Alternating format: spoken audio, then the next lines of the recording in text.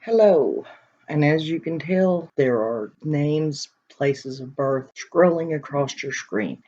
That is to allow everybody to know that I am not talking specifically about Donald Wesley Wells or his father, Donald Lee Wells. Now, I know that Killer Looks put out a video last night that showed some information, and he's having some problems with that. He's trying to get it back up, but not going on that at all.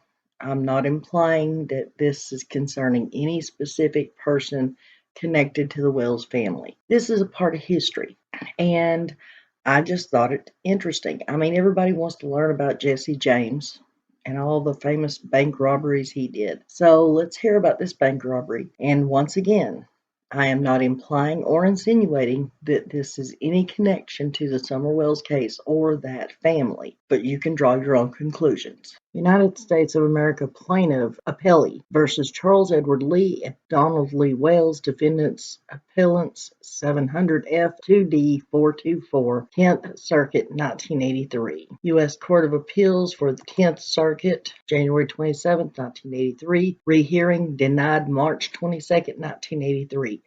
Richard G. McDougall, Salt Lake City, Utah, for defendant appellant Wells. Edward K. Brass, Salt Lake City, Utah, filed a brief for defendant appellant Lee. Stuart C. Walls, Assistant U.S. Attorney, Salt Lake City, Utah. Brent D. Ward, U.S. Attorney, Salt Lake City, Utah, with him on brief for plaintiff appellee before McWilliams, Logans, and Seymour Circuit judges. Seymour Circuit Judge. Charles Edward Lee and Donald Lee Wells were convicted by a jury of armed bank robbery under 18 U.S.C. 22113A D 1976. On appeal, they challenged the admission of certain evidence from an allegedly unconstitutional search, the use of a photo array, and the district court's failure to order a new trial on the basis of newly discovered evidence. We affirm. Defendants were accused of robbing the South Ogden branch of the Bank of Utah. The robbery took place the morning of December 5, 1980, when two men demanded money from tellers Laura Tracy Rackham and Judy Ann Burke. The robber at Rackham's cage pulled a gun from his overcoat pocket and rested it on the counter, aiming it at her. The robbers took $2,126, including $500 in bait money, $20 bills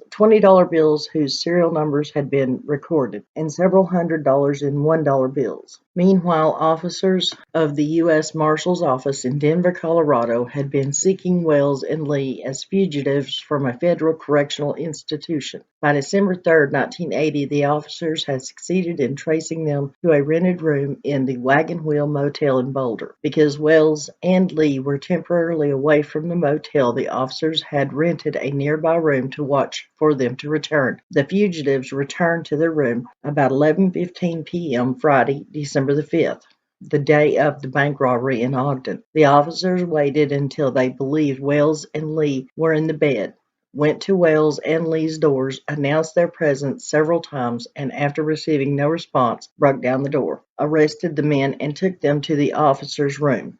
One officer returned to defendant's room to get their clothes for them and looked around for anyone who might be hiding there. When he looked under the bed, he saw a bag and what appeared to be loose bills. The room was closed and watched until the next day, when FBI agents who were investigating Wells and Lee in connection with the armed bank robberies were notified that the two men had been arrested. After Wells and Lee's rental period expired at 11 a.m. that morning, the FBI agents searched their room with the motel owner's permission.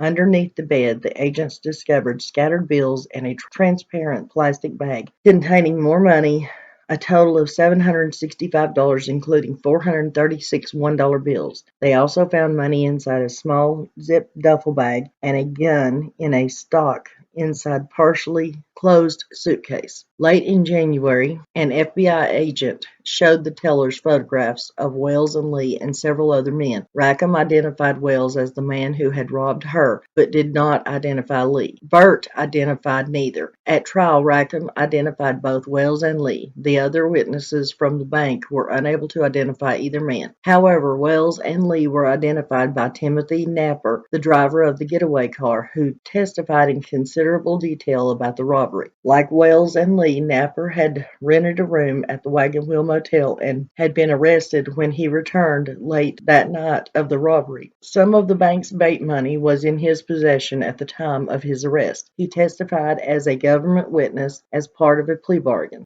Well, anyways, that was the good stuff. That was the interesting part. The rest of it's just where they're arguing back and forth in court what evidence will and won't stand up as far as how they found the money in the motel room before and after checkout, that kind of stuff. You all can read it. I'm pretty sure that the words are plain, that you can pause the video and read it yourself. My point being is, there's a lot of people going to say, well, what has this got to do with anything? Well, just suppose it, if by chance someone was speaking of Donald Lee Wells, which happens to be Summer's grandfather, which I'm not insinuating that at all, but if it was, it would mean it's a generational trait or learned behavior as far as people breaking the law and then getting away with it, or breaking the law and thinking that they can get away with it. We know that in the past, Don's father always protected him anytime he done something wrong, and that came out of Don Wells' mouth himself. So is it a learned behavior, breaking the law, being criminal, doing things you're not supposed to be doing? But like I said, I'm not speaking of Don Wells or his father. This was just a chapter in history out in Utah and Denver, Colorado, and like Jessie James, a series of bank robberies that happened, and the person that was connected to it happened to be someone named Donald Lee Wells. It's just a coincidence, right?